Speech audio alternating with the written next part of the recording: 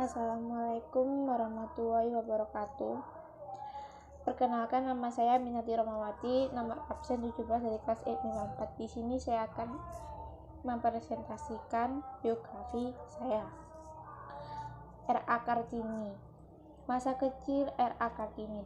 R.A. Kartini lahir pada tanggal 21 April tahun 1879 di kota Jepara.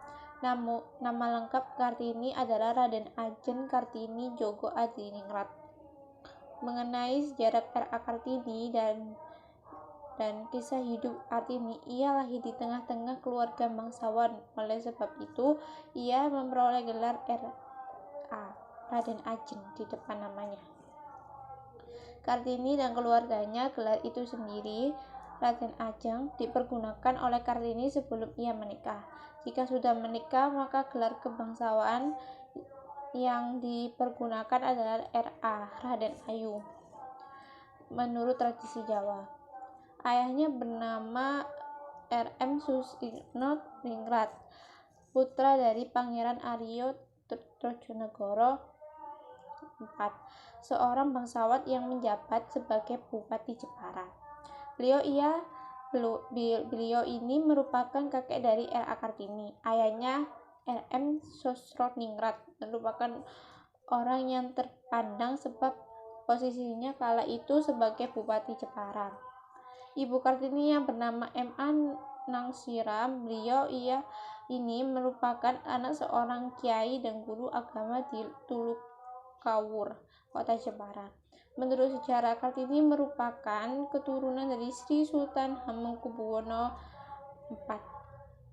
Bahkan ada yang mengatakan bahwa garis keturunan ayahnya berasal dari kerajaan Majapahit. M.A. Ningtyas sendiri bukan keturunan bangsawan, melainkan hanya rakyat biasa saja.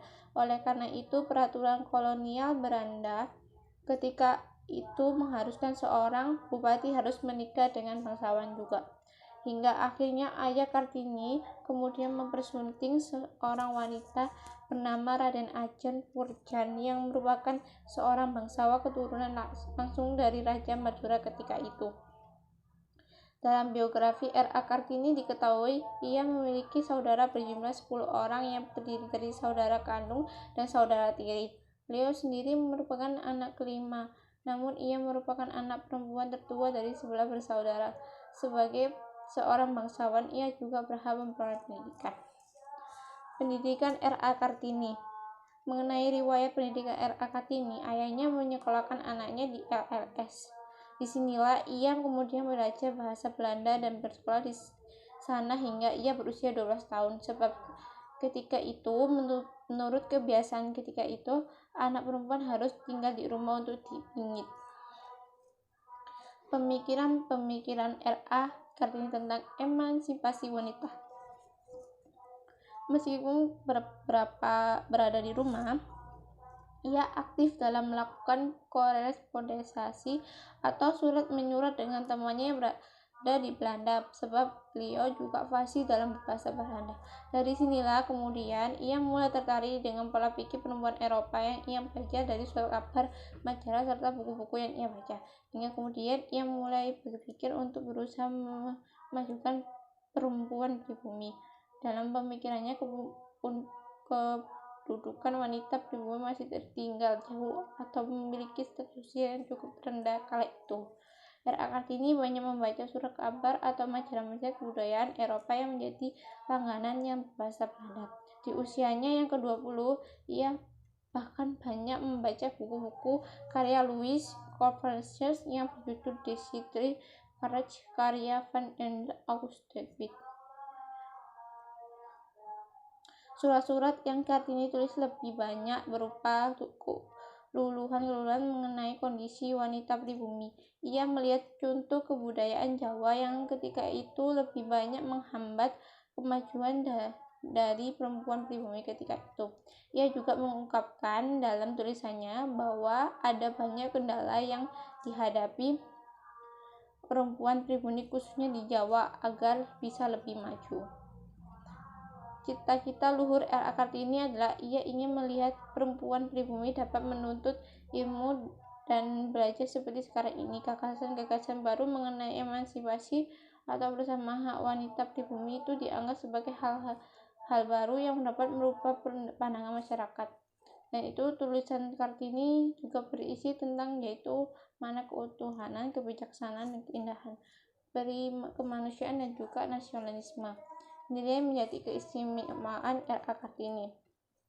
Kartini juga menyinggung tentang agama, misalnya ia mempertanyakan mengapa laki-laki dapat berpoligami dan mengapa kitab suci itu harus dibaca dan dihafal tanpa perlu kewajiban untuk memahaminya. Teman wanita Belandanya Rosa Abedonen dan sana juga mendukung pemikiran yang diungkapkan oleh R.A. Kartini. Sejarah mengatakan bahwa Kartini diizinkan oleh ayahnya untuk menjadi seorang guru sesuai dengan cita-cita. Namun ia dilarang untuk melanjutkan studinya untuk belajar di Batavia ataupun ke negeri Belanda. Hingga pada akhirnya ia tidak dapat melanjutkan cita-citanya baik belajar menjadi guru di Batavia ataupun juga kuliah di negeri Belanda. Meskipun ketika itu ia menerima beasiswa untuk belajar ke sana.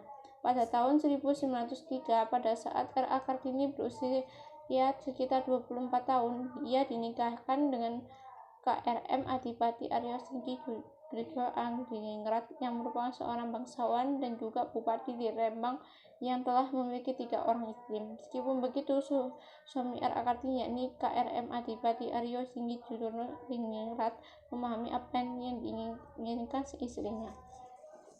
Hingga ia kemudian diberikan kebebasan untuk mendirikan sekolah wanita pertama. Sekolah itu berdiri di sebelah kantor pemerintah Kabupaten Rembang yang kemudian sekarang dikenal sebagai Gedung Pramuka.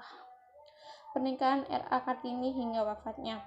Dalam biografi R.A. Kartini diketahui dari pernikahannya dengan K.R.M. Adipati Aryo Singgi Joko Adiningrat, R.A. Kartini kemudian melahirkan anak pertama Soesalit Digoningrat yang lahir pada tanggal 13 September 1904. Namun miris beberapa hari kemudian setelah melahirkan anaknya yang pertama, R.A. Kartini kemudian wafat pada tanggal 17 September 1904 di usianya yang masih sangat muda yaitu 24 tahun. Beliau kemudian dikebumikan di Desa Bulu, Kabupaten Rembang.